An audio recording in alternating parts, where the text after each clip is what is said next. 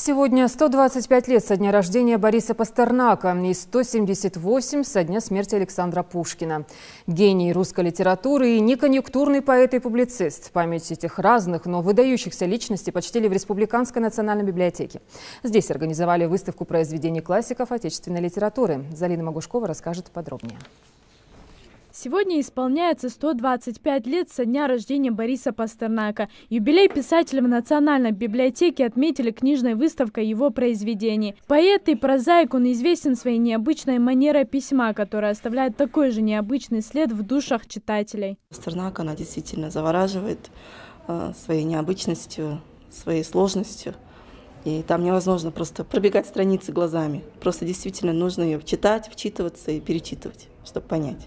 Самое известное произведение Пастернака «Доктор Живаго». Издание увидело свет сначала за границей и долгое время было запрещено в России. Именно за эту книгу писатель стал лауреатом Нобелевской премии, но вынужден был отказаться от нее под давлением государства. Я просмотрела экранизацию «Доктор Живаго» и решила прочитать, так как в книге более богаче будет изложено произведение Бориса Пастернака. Можно представить персонажей по-своему,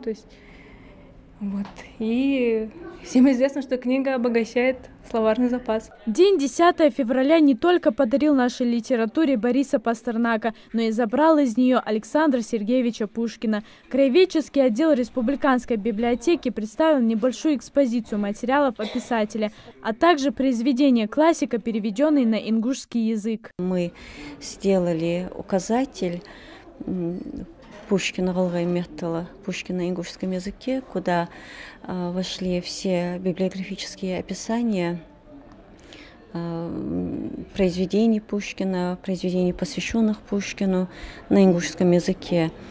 А также туда мы включили